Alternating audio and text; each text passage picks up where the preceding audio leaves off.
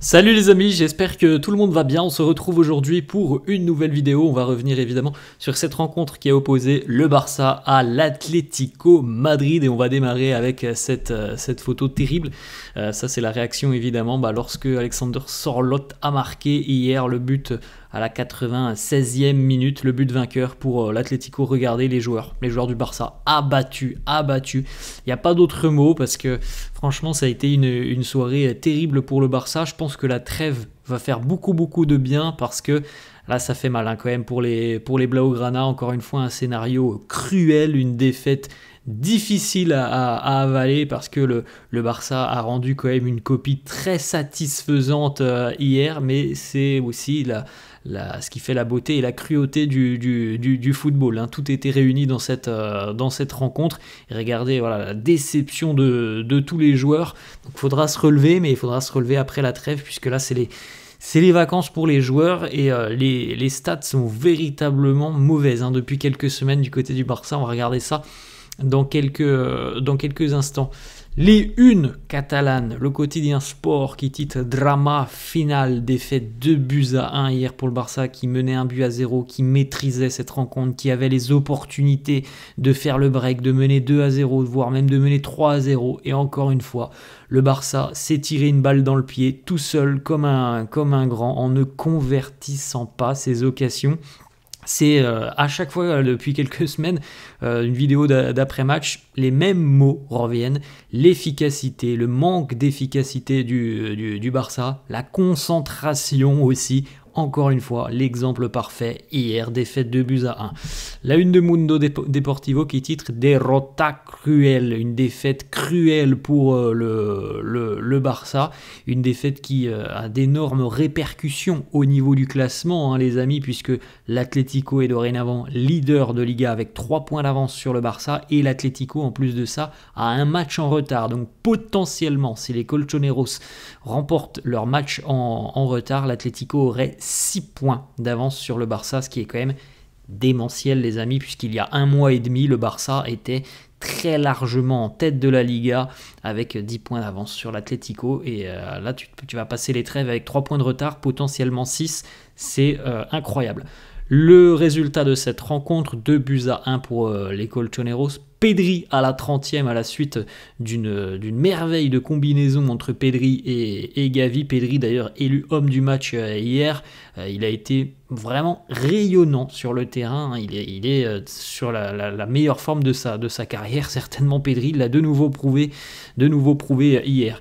Égalisation Rodrigo de Paul à la 60e à la suite d'une contre-attaque rondement mené. Il y a eu beaucoup de vitesse du côté de l'Atlético. Une nouvelle contre-attaque à la 96e d'Alexander Sørloth après une erreur de Rafinha, parce qu'on ne comprend pas trop ce qu'il a voulu faire Rafinha sur l'action qui précède le but d'Alexander Sørloth. Le non-retour défensif de Alejandro Balde. Pourquoi il ne sprinte pas? C'est quand même difficilement compréhensible aussi sur le côté. Donc des erreurs que le Barça paye très cher. Regardez pourquoi cette défaite elle est douloureuse. Alors déjà évidemment parce qu'il y a le but à la 96e, mais aussi parce que le contenu est très intéressant hier du côté du Barça, mais c'est un petit peu la tendance. Le contenu est souvent bon. Le problème c'est qu'au niveau but, on ne marque plus du côté du Barça. On l'a déjà évoqué à plusieurs reprises sur la chaîne. Le début de saison était trop parfait, 4-5 buts par match les amis, c'est du sur-régime, et là on rentre véritablement dans le rang avec encore une fois un Lewandowski hier qui a raté, alors c'est pas le seul, mais il en a raté une, notamment à la 75e, on comprend pas, franchement on comprend pas comment ce ballon ne termine pas au fond des filets. Donc regardez les opportunités hier, expected goal du Barça 2,59, expected goal de l'Atlético 0,26, 7 grosses occasions pour le Barça, 1 pour l'Atlético, 19 tirs pour le Barça, 5 pour l'Atlético. Donc encore une fois, c'est un match qui, dans le contenu, comme face à Leganés par exemple la semaine dernière, est satisfaisant dans le contenu. On se crée des occasions côté Barça, on est mobile, on a cette ligne défensive qui a pris largement le dessus en première période. Alors en deuxième mi-temps, un peu plus dans le dur, notamment sur l'égalisation de Rodrigo de Paul, mais il y a quand même de bonnes choses, mais comme on le répète, voilà, le foot c'est marquer des buts, être aussi stable et serein défensivement. On regardera une stat dans quelques instants, le Barça encaisse trop de buts en ce moment. Regardez voilà, les expected goals, et donc on retrouve aussi toutes les frappes, donc les frappes en rouge du côté du Barça, ce qui est démentiel, hein, c'est quasiment toutes les frappes du Barça hier, elles sont à l'intérieur de la surface de réparation, et malgré ça, on n'arrive pas à marquer du côté du Barça. Et regardez les frappes de l'Atlético, on en a même une du milieu de terrain, et sinon bah voilà, les 2 buts plus 3 autres frappes côté Colchoneros, expected goal 0,26, et on finit par s'imposer 2-1. Voilà, l'efficacité, tout le monde le répète depuis de nombreuses semaines. Les grosses occasions, ça aussi c'est une stat assez folle, puisque le Barça se crée énormément d'opportunités. Depuis le début de la saison, le Barça, c'est 85 grosses occasions donc, de but. Et regardez surtout ce qui n'est pas bon. C'est très bien de se créer des occasions, mais ce qui n'est pas bon, c'est que sur ces 85, il y en a 50 qui sont ratés. Donc voilà, on a quand même un gros problème d'efficacité. On continue les amis, donc voilà, avec cette statistique, 50 grosses occasions ratées en 19 matchs de Liga. Ça c'est l'opportunité hier de Lewandowski, 75e, il est tout seul à 5 mètres du but, il n'y a personne autour de lui, personne ne le gêne. On va regarder l'image dans quelques instants où on verra le gros plan du terrain, donc personne autour de lui, il a juste à pousser le ballon au fond des filets, et là vous le voyez, vous voyez sur l'image en haut, il prend le ballon en dessous de la semelle, il rate ce ballon, et ça finit tranquillement dans les mains de Jan Oblak. C'est la première victoire de l'Atlético Madrid à Barcelone en 18 ans. On en parlait hier de Diego Simeone qui visiblement sentait bien les choses, puisqu'hier Diego Simeone annonçait que voilà, il sentait que c'était la bonne cette année. Il ne s'est pas trompé. Alors l'Atlético a gagné en faisant de l'Atlético, hein, comme souvent, il ne faut pas être surpris de voir l'Atlético jouer comme ça. Je pense d'ailleurs que plus personne n'est surpris de voir l'Atlético jouer comme ça. C'est le style des Colchoneros, surtout dans les gros matchs où ils sont inférieurs à leur adversaire sur le plan technique. L'Atlético joue comme ça. Voilà, ils jouent sur la stabilité, la force défensive, et puis on aura 1 ou 2 opportunités dans le match, il faudra les convertir. C'est ce qui s'est passé pour eux hier. Diego Simeone qui, à l'issue de la rencontre, est tout de même très honnête et dit « Le Barça méritait de gagner cette rencontre, mais c'est le football ». Il a raison. Voilà. Si on se base sur l'aspect occasion, l'aspect domination, l'aspect production hier, oui, le Barça mérite amplement de remporter cette rencontre, mais le football c'est pas ça. Le football c'est marqué des buts, et c'est l'Atlético qui l'a fait hier. Les stats du Barça depuis 9 matchs, c'est quand même vraiment compliqué, hein, pour le Barça. Alors hormis la Ligue des Champions où ça se passe quand même plutôt bien, en Liga, c'est depuis la fameuse trêve il y a à peu près 1 mois et demi, 2 mois maintenant, hein, la défaite face à la Real Sociedad avant la trêve, et bien depuis ce jour-là, le Barça n'a remporté qu'un match en Liga, c'était face à Mallorca, où justement on avait retrouvé l'efficacité offensive, et donc on pensait que ça allait enclencher une bonne dynamique, une bonne série. Non, puisque le Barça était retombé quelques jours plus tard face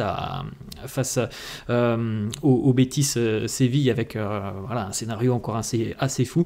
Donc sur les 9 derniers matchs du Barça, toutes compétitions confondues, 3 victoires, 2 nuls, 4 défaites.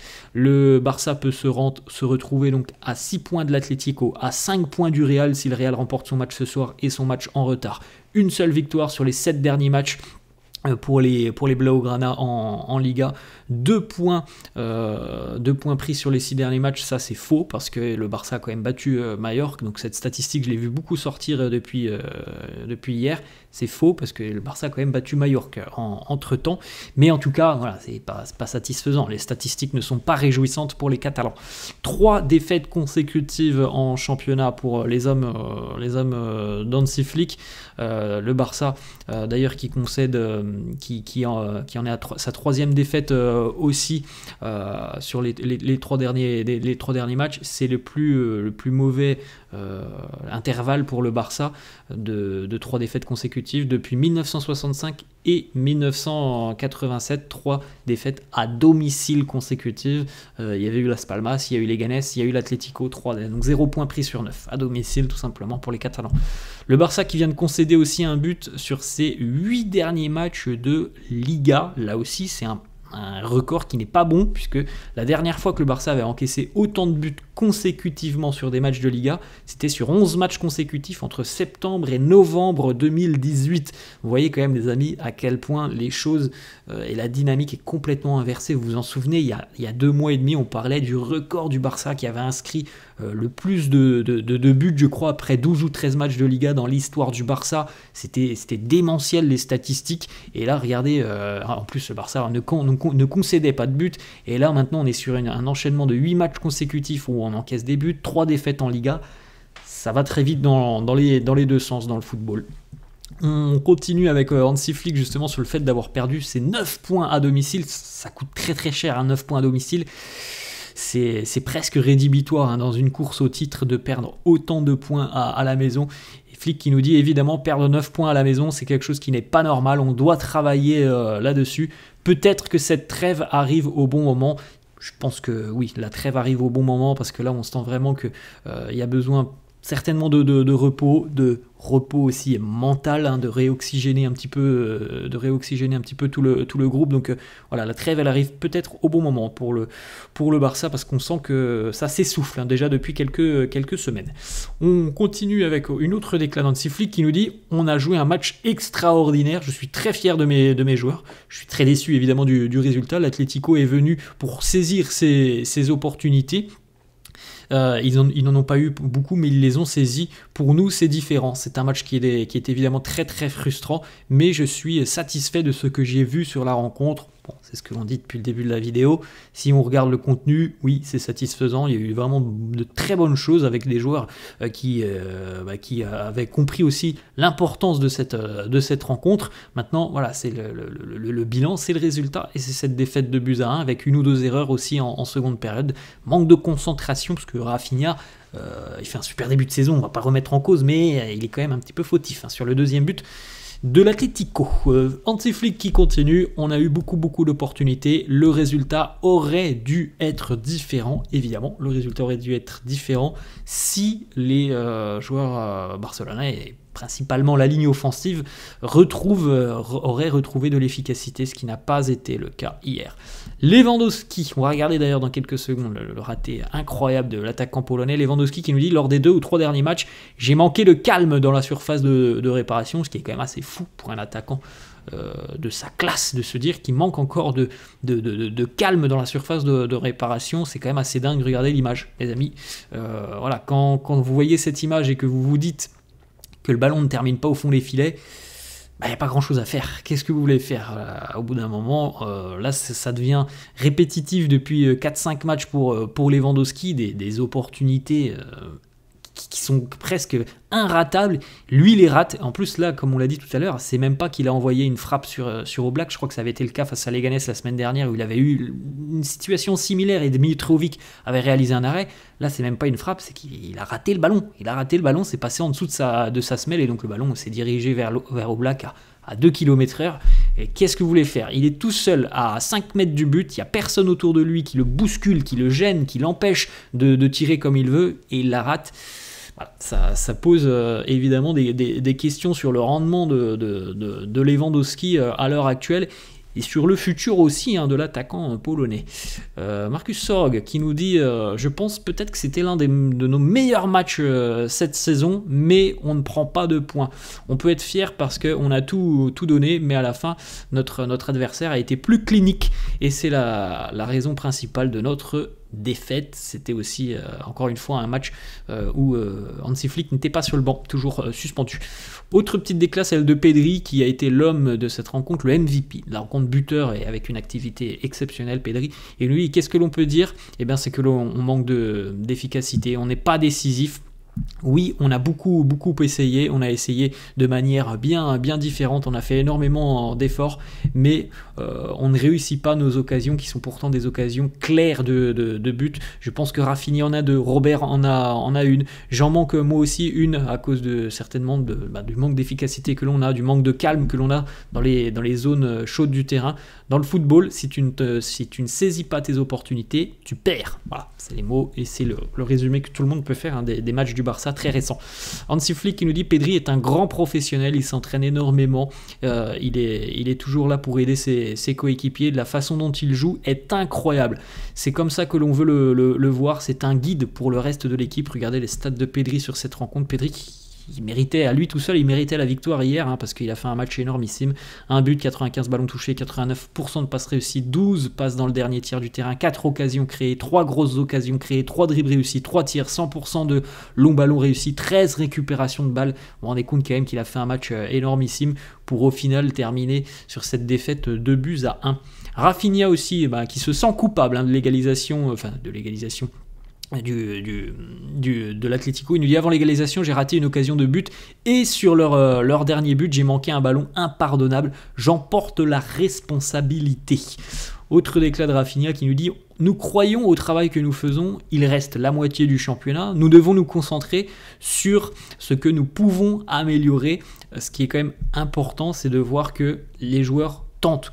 L'efficacité, c'est comme on le dit depuis le début de la saison, l'efficacité c'est quelque chose aussi qui se travaille mais qui reviendra. Il y a eu des matchs où le Barça a marqué 4-5 buts depuis le début de saison, là on est dans le dur.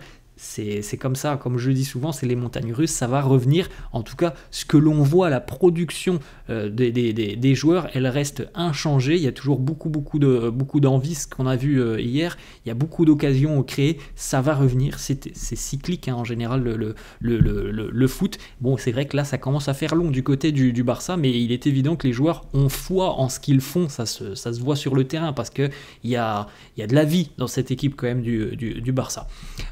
Petite stat d'ailleurs quand même sur le Barça, ce qui est quand même assez particulier, c'est que le Barça est l'équipe numéro 1 en Europe sur les 5 grands championnats avec le plus de buts inscrits lors de la première période. Donc ça montre aussi à quel point le Barça a perdu des points très régulièrement depuis quelques semaines sur les secondes mi-temps. Il y a eu le Betis, il y a eu le Celta notamment. Donc voilà, ça arrive régulièrement aussi au Barça. Peut-être une donnée physique aussi, puisque comme l'avait dit d'ailleurs Hansi Flick, il avait annoncé hier, attention à l'Atlético, ils terminent souvent très bien leurs rencontres. Hier, but à la 96e. Ensuite, une petite déclaration pour terminer de Pau Cubarsí qui nous dit: voilà, je demande à tous les supporters du Barça d'être avec nous dans ces moments difficiles. Il y aura encore, je pense, de très bons moments qui arriveront cette saison. Le championnat est très long, on va se battre jusqu'à la fin. Voilà, la trêve, on l'a dit, elle arrive certainement au bon moment pour le Barça. Ça va permettre de remettre un petit peu les têtes à l'endroit. Voilà les amis, la fin de cette vidéo. J'espère que ça vous a plu. N'hésitez pas comme d'hab à lâcher un petit pouce bleu. Merci à tous ceux qui sont présents. N'hésitez pas à me laisser en commentaire ce que vous avez pensé de cette rencontre. Je vous laisse et je vous dis à la prochaine. Ciao.